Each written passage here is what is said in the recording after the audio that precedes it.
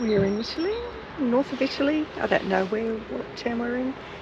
Garda. Garda, close to Garda. Yeah. And we're going to go and do a grocery shop and see what it costs. This is going to hurt Australia because things are a lot cheaper over here, but we thought we'd show you what we get with our groceries. Don't know how it will compare with the States, but most of Europe is a lot cheaper than what we're paying back home, so yeah, let's go shopping. I think the messages that we keep getting from family members back home in Australia is just getting more and more expensive. So, yeah, so we feel your pain and not meant to rub it in, but just wanted to share with you what the rest of the world, well, Italy is paying anyway. Let's go and check it out.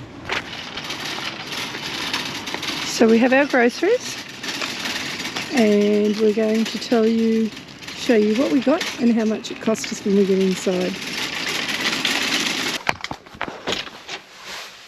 So we have our groceries and it was €114 and a few cents. I'll show you the docket at the end.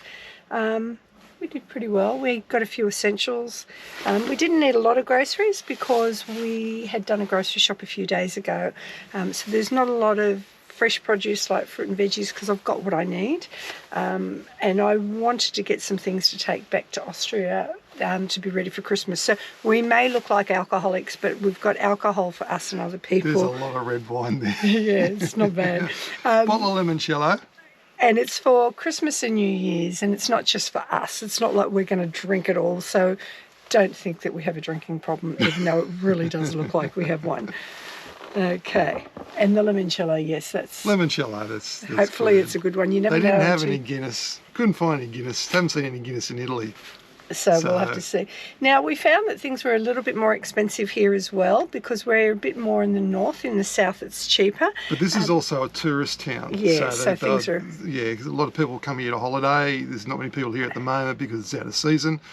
But right. I think the prices sort of reflect that as well compared to other places that we've been to in Italy. Yeah, and if we can find a Lidl, we couldn't find one where we were. Lidl, we think is probably the cheapest everywhere we go. You know, in Australia you have Aldi, and we have Aldi over here, but Lidl, hands down, and they have a really good selection too. Anyway, this is what we got with our money. So, looks pretty good, doesn't it? So we've got 6 bottles of wine, some limoncello, some amaretti to put with the red wine.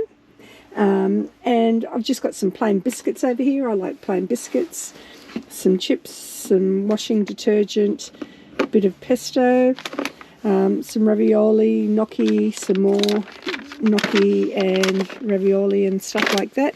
Mutti. I've just got to say, if you've never used Mutti tomatoes, you pay more for them. Once you use Mutti, you will never, ever go back.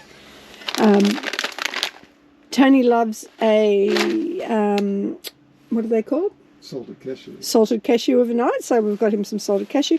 And what's this spinner nat Noble, I don't know what it is, but it looks really good, so we thought I'd get that. And some dried pretzels up the back.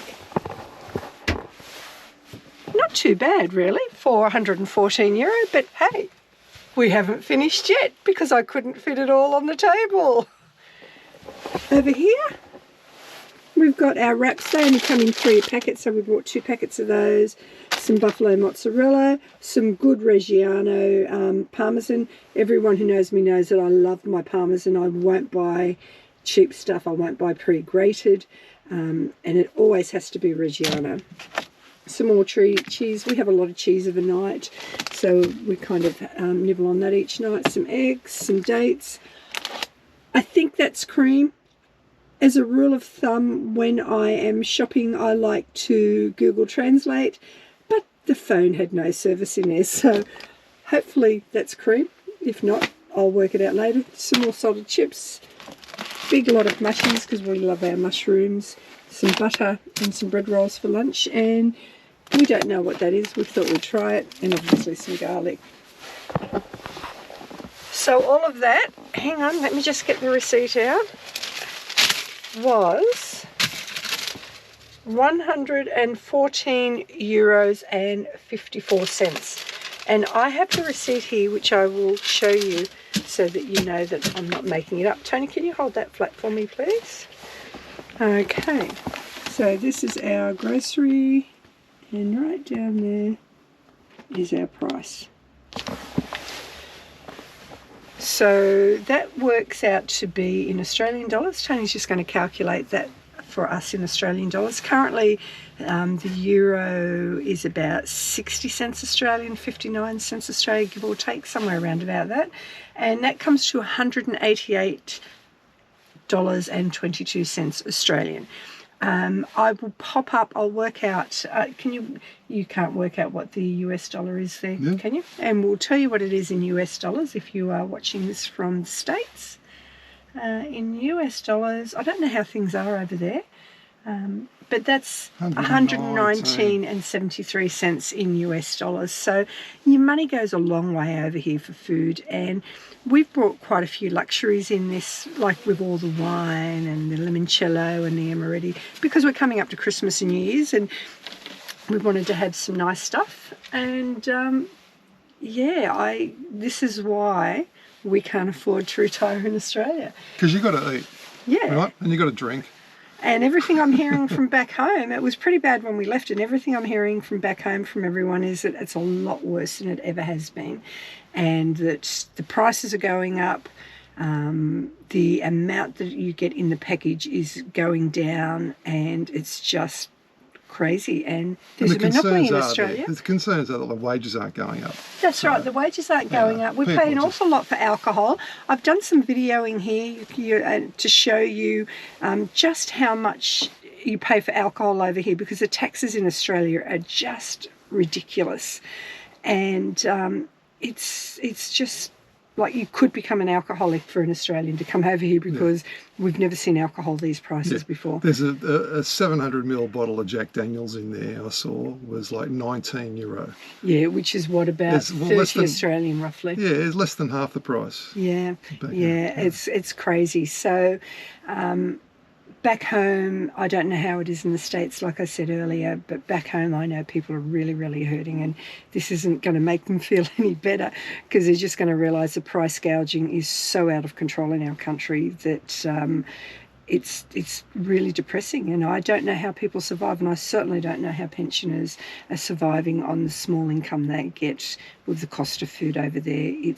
It's disgraceful that our government has done nothing about this, and that Coles and Woolies have such a monopoly over there with the supermarkets, and it's about time we had change. Everyone keeps talking about change, but nothing ever happens, and everyday Australians are paying for it, and it's just wrong. Yeah.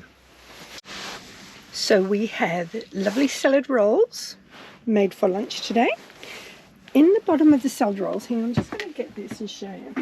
On the base of the salad rolls, I like to put pesto. You can probably just see it there, a bit of basil pesto. Where my son lives in Austria, a farmer makes the pesto, and it is by far the best pesto I have ever had in my life. And so whenever we're there, I buy some, and this was €12 for that big jar. So good, better than anything you get in the supermarket, better than anything I've ever made myself. So we've just got the pesto with a bit of lettuce, tomato, cucumber, buffalo mozzarella, and then some mayonnaise.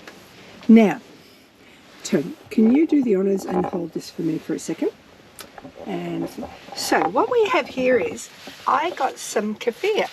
Now, I've had kefir before, but never had it as a liquid, and I know that people drink it and it's meant to be really good, but I've only had like kefir as like the hard, sorry, hair on my face. So I got some of this to try, because it's meant to be really good for your gut, and I can't wait to see what Tony thinks of it. It's like a yogurt, I think.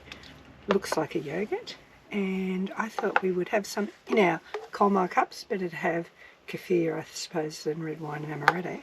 A Viking drink, but I don't know about that. I think the Viking might be better. It's quite a bit that I've put in there, but if you can give that back to me, Tony, you can do the taste. Tony's really, really fussy about stuff and goes, ugh, but then he eventually grows into it. So what do you think, Tony? Well, it looks like milk. But it's... Doesn't smell like milk. No, it's not milk. It smells sweet.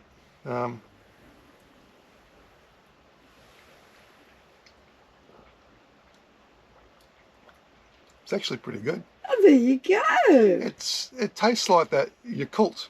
Ah. You know? Yeah. That's basically, but if you had Yakult, it's the same thing. Okay.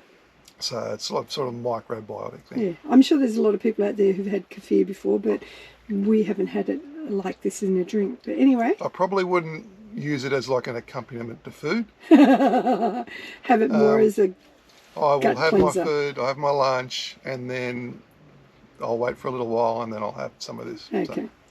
So. All right. Well, we're going to tuck into our beautiful salad rolls, and then we're heading on to, after lunch, we're going to, where are we going? Riverito. Riverito. Well, we hope we're going there. One of the problems we have in Italy is parking. It's very difficult to park a motorhome in Italy, and we'll go through that with you later and explain why it's so difficult. All right, let's tuck in. Okay.